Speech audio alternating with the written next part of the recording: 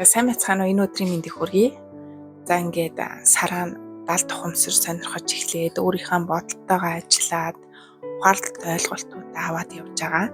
Тэгээд өнөөдрийн сэдэв бол хүүхэд бол бидний яг өөрийнх нь одоо сэтгэл зүйн одоо ямар гэмтэл байна, ямар буруу итгэл хүндрэл байна гэдгийг олж илрүүлэх маш сайхан тойл гэдгийг бол олж харлаа.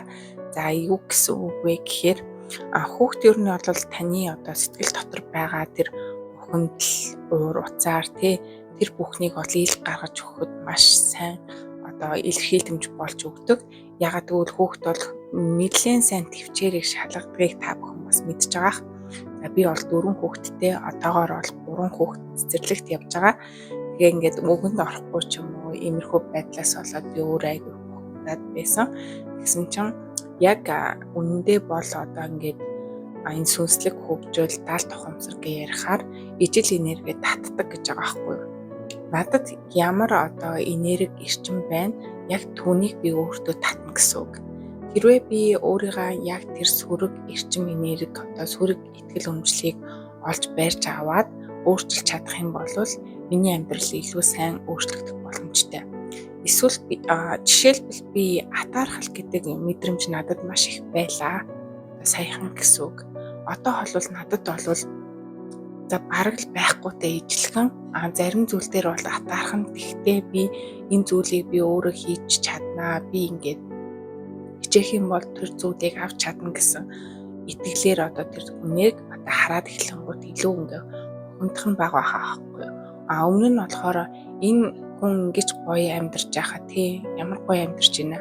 Харин би намайг хар би мөрөвдөлтэй амьдарч ийн гэд өөрийгөө ингэж доош нь хийж бухимдаа бурхан үнэхээр ингээд шудраг бус байна гэдэг ч юм уу тийм атаархлын мэдрэмжтэй байсан. Одоо ер нь бол тийм мэдрэмжтэй хүмүүс бол байгаах. Тэгээ би бол тэрийг ингээд үзэн зөвшөөрөхөөр би өөрөө тийм муу хүн болчих юм шиг санагдаад байсан учраас хүлээн зөвшөөрч чадахгүйсэн. Тэгээ та бүхэндээ хуваалцъя гэж бодоод ингээд ярьж байна. Тэгээ би ингээд амар атаархуу байсан. Одоо бол зүгээр тэгээд гой сайхан зүйлд одоо адилхан ийм баяр баясгалыг мэдэрч чаддаг болсон. Яг тэр хүнтэй хамт баярлж гин, аялж гин, зугаалж гин хангалттай хэмжээний мөнгө төгрөгтэй сайхан өссөн одоо машина, өссөн хуц ундраа авж гин гэж төсөөлдөг ч юм уу тийм байдлаар манифест хийх байдлаар тэр зүйлийг өөрт ашигтайгаар эргүүлж чадсан. Тэгсэн чинь сүүлд юу болсон бэ гэхээр би ингээд 4 хүүхэдтэй тэгээ 4 хүүхэд маань ерөөсөө л миний нэг 4 тал байгаа байхгүй юу. Тэгээд бид нар ингээд ухаарлаа ойлголт юм гэгэрэл 70 тухамсар гэдэг зүйлүүдийг ойлгоод эцэстээ бид нар дээрээ нэг хүн гэдгийг ойлгодог гэж ярьдаг. Энийг одоо нэг кинон дээр ярьдаг байхгүй юу. Нас орсон гэж 2017 онд. Тэгээд 17 он нас орчоод бурхан дээр очиод дахиж төрөл авах гээд за ингээд одоо дахиад хүн болж төрнөө. Гэхдээ 1963 онд төрнө гэж хэлдэг байхгүй тухайн бурхан. Тэгсэн чинь нөгөө хүн чинь гайхаад үгсүг юм бэ? Би 17 онд өгсөн юм чи 18 онд төрөх ч юм уу ийм юм байдаг юм уу? Яагаад би 63 онд ингэж ухарч төрж байгаа юм бэ гэсэн чинь чиний мэдээд байгаа тэр цаг хугацааны ойлголт бол сүнсний ертөнцид бол өөр үт юм аа. Тэгэхээр хүн өөрөө ухарч одоо өмнөх цаг үе дээрээ дахиж одоо төрөл авах боломжтой гэж ярьж ирсэн. Тэгэхээр 17 онд нас орсон хүн 63 онд дахиад төрнө гэдэг чинь бараг аав ээжийнхээ биед төрөх боломжтой байгаа байхгүй. Их мэтлэн одоо энэ бичлэгийг сонсож байгаа та би бүгдээрээ адилхан нэг хүн гэсэн байх магадaltaй гэсэн үг байхгүй юу? Одоо энийг сонсож байгаа та миний дараагийн төрөл гэсэн үг. Гэхдээ бид нар одоо шинэ төрөл авахтаа ерөөсөө ой санамжаа арчуулдаг гэж ярьдаг. Тэгээд тийм учраас өмнөх одоо төрөлийнхаа юм сандгүй. Хэрвээ бид нар сайн бясалгаад төвлөрөө суух юм бол өмнөх одоо хэдэн удаа ямар хүн болсон гэдгийг наривчлалтай санаад тэндээсээ олж мэдсэн туршлагуудаа бол энэ амьдралтаа бол ашиглах боломжтой гэж ярьдаг. Одоогоос хараад яг тэр төвшөндөө бол хүрээгүй. За тэгээ үндсэн сэдв рүүгээ орё. Тэгэхээр таны хүүхэд таныг бухимдуулаад, таны хүүхэд таныг зовоогоод ах юм бол та өөрөө тийм зан гаргаж гинэ гэсэн үг байгаа байхгүй юу? Жишээлбэл нэг хүүхэд маань ингээд хөдөлгөөр ингээд татаад байдаг. Ингээд юу юм бэ? Зүгдээд Тэнгуут би ингээ гарын татаж явахаар ингээд ядраад би уулантэй тэр хүүхдийг хөтлөө цэцэрлэгт нь хүргэж өгөөд эсвэл зорьсон газараа хүргэж өгөхгүйд ингээд том хүний хувьд чиглүүлээд татаад байгаа штэ. Тэгэхэд тэр хүүхэд маань ингээ хойш нь татаад байгаа байхгүй юу гэмээр. Яг зөв зам руу нь одоо туслах гэж байгаа хүнээ зовоогоод байна гэсэн үг.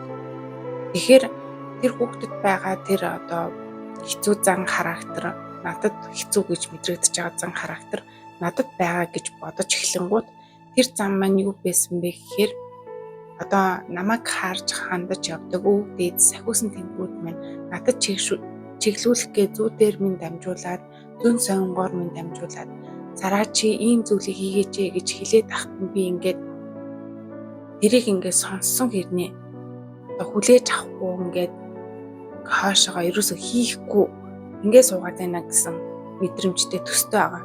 Та нар юу гэж бодож байна? Энэ дээр ямар ухаалал байж болох вэ гэдгийг бас надтай хуваалцаад коммент бас бичиж болно шүү. Тэгэхээр би тэгж бодсон. Ингээд боломж надад байна. Тэнийг би олоод харцсан. Гэхдээ би хийхгүй ингээд хоошоо суугаад ингээд татаад ажиглаад байгаа байхгүй. Би хийвэл яах вэ? Хийхгүй бол яах вэ? Ингээд би дагаж явмааргүй байна үгүй гэж би хоош нь ингээд өөрийгөө татаад байгаа байхгүй. Тэгээл би ер нь ойлгосон. Би ер нь одоо яг ингээд ихээр төлөвлөсөн зүйлээ үргэлжлүүлээд хийх ёстой юм байна. Энийг гоё сайжруулах ёстой юм байна гэдэг дүгнэлтэнтэй хүрээд тэгээд одоо ингээд бичлэгүүдээ илүү их төлхөө оруулж ирж байгаа байхгүй. Намайг угаасаа ингээд хүмүүст одоо ямар нэгэн байдлаар урам зориг өгөх тэгээ одоо яг тэр нөгөө уйдгартай тэр харахны тойрог амьдрал гэд хүмүүс ярьдаг штэ тий. Нэг ийм амьдрал тэр уйдгартай амьдралаасаа гараад илүү сонирхолтой өөрийнхөө амьдралыг бүтээсэн амьдрал тий. Ажилтай дуртай байх. Тэгээ тийм хүмүүсийг бэлдэх одоо хүний чигээд надад нэг юм зүүн совингоор ороод ирсэн байхгүй юу. Тэгээд би ингээд сэтгэл зүйн одоо ойлголтуудаа ингээд YouTube-ээрээ дамжуул та бүхэндээ ингээд одоо хуваалцж байгаа. Харин манай төлбөртэй группт маань болохоор би зуршлуудаа бол хийдэг. Тэн дээрээ болохоор 7 хоногт 2-оос 3 бичлэг бол зоолттой шинээр ордог. Ном уншина, дасгалаа хийн, бясалгал хийн. Тэгээд хоолны бичлэг бол ер нь бол арайхандаа ороогүй байгаа. Гэхдээ энэ гурыг бол тогтмол бол 7 хоногт бичлэгүүдээ оруулаа явж байгаа. Тэгээ би өөрийгөө хөгжүүлэнгээ бусдад одоо урам зориг хайрлах тийм хүн байгаа байхгүй. За гих жишээний. За нэг хүүхэд маань ингээд одоо ингээд хувц хондрын солих гэхээр ингээд цухтаагаад идэг. Цухтаагаад байгаа байхгүй. Би ингээд тэр хүүхэд ингээд өсөн даарчин, хөлн даарчин гээ хувцыг өмсүүлэх гэхээр цухтаагаад байгаа байхгүй. Тэр хүүхэд ингээд өөрөө ингээд дулаан нүцгэн байх юм бол одоо өвөл байгаа штэ. Даарна гэдгээ мэдэхгүй заяа. Тэгсэн мөртлөө ингээд надаас цухтаагаад даарад яваад байгаа байхгүй. Тэгэхээр эндээс ямар ухаарлыг олох вэ гэхээр би ингээд зовоод яваад байгаа. Тэгээд хэрвээ хувцас өмсөд ингээд дулаахан болоод ингээд ая тухтай байх боломжийг надад ингээд өгөх гээд байдаг. Тэгтэл би тэрийг ингээд олж ашиглаж чадахгүй ингээд өөрийгөө зовоох сонголтыг хийгээд цухтаагаад байгаа гэдэг тийм дүгнэлт хүрч байгаа байхгүй юу. Тэгэхээр би надад бол ингээд боломж маань ингээд нээлттэй байна. Тэгээд би тэрийг хийхгүй цухтаад байна гэсэн мэдрэмж өгч байгаа. Тэгэхээр би яагаад цухтаад байна гэхээр мэдхгүй ингээд дээрэс нь нөгөө нэг бид нар чинь нэг юм зовсоор агаад тийм хохирогчийн сэтгэхүйл зүйтэй болцсон байт юм байна. Би бас тийм байсан. Одоо ч гэсэн тэрний сэтгэл зүй бол баг зэрэг ингээд надад гарч ирээд байдаг. Гэхдээ одоо бол харьцангуй гайгүй болсон. Тэгээд ингээд хүнд ингээд зовж байгааг харагдуулах юм бол гоё гэж бодцсон. Яг л хүмүүс ингээд жаргаж байгаа хүнийг харж чадхаа болцсон. Ингээд зовж байгаа хүн зөв, хөдөлмөрлж байгаа хүн зөв, хөлсөө цутгаж байгаа, хөлсөө урсгаж байгаа хүн зөв гэдэг нийгмийн одоо байр суурийг ингээд одоо өөрийгөө хүлээн зөвшөөрүүлэхдээ өөрийгөө ингээд магтуулах, өөрийгөө мундаг байна гэж хэлүүлэхийн тулд чи хэцүү байгаа шүү, эвэдээ гэж хэлүүлэхийн тулд ингээд одоо надад 2 сонголт байхад би зовхыг нь сонгоод идэг тийм зуршилтай болцсон байсан байгаа байхгүй. Тэгээ одоо ч гэсэн яг тэр зуршилт маань баг зэрэг ч гэсэн хിവэрэ гэсэн. Надад одоо ингээд гоё илүү хэлбэраар хийх боломж байтал би заавал хэцүүгийн сонгодог ч юм уу. Тийм зуршил байгаа. Тэрийг маань тэр хүүхэд маань сануулсан.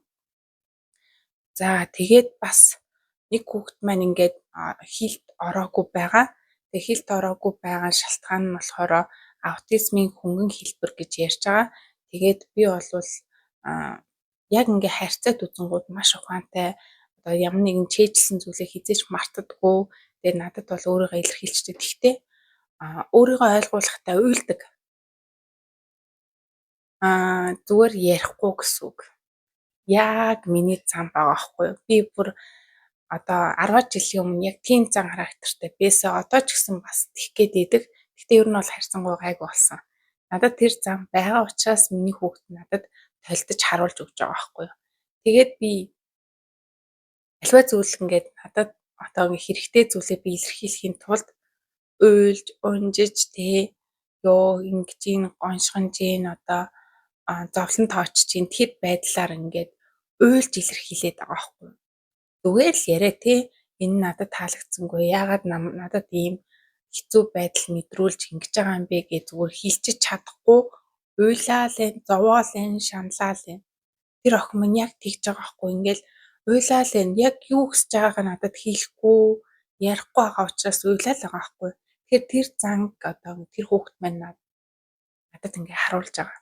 Тэгэхээр би энэ зангаа застал хүүхдүүд маань надад харуулсаар байх болох юм билээ. Хэрвээ би ойлгоод бүрэн ойлгочлоо гэж үзэх юм бол даалт ухамсар буюу энергийн хуулиараа тэр зүйл маань надад дахиж харагдах болох юм билээ. Ер нь тэгсэн тохиолдлууд маш их байгаа. Тэгээд тэгэнгუთ би өөрөө цэвэрлэгдээд илүү амар амгалан ухамдах, уйлах, шаналх зүйлсүүд маань илүү багасч өгч байлээ. За юм бэ. За өөр асуух зүйлээ ивэл комент бичээрэй.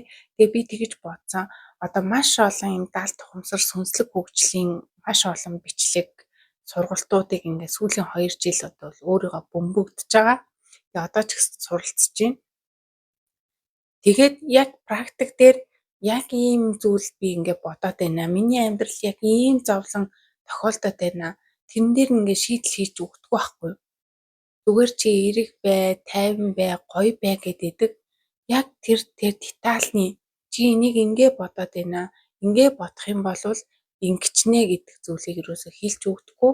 Тийм учраас одоо миний бичлэгэнд ор комент үлдээгээд ингэж ийна, тэгж ийна. Эсвэл миний фэйсбүүкээр Сараа Сүйсэн гэдэг фэйсбүүк байгаа. Фэйсбүүкээр чат бичээд яг миний амьдралд ийм асуудлууд гараад байна гэдгийг надад хэлээд одоо хүмүүс над руу хэлдэг. Тэгээд тэрэн дээрээсээ санаа аваад бас зарим бичлэгүүдийг хийдэг.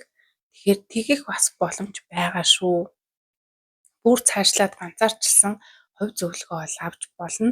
Тэгээ манай групп нэгдээд бас дасгал хөдөлгөөн, бясалгал зэрэгээ номоо сонсох бас боломжтой байгаа шүү.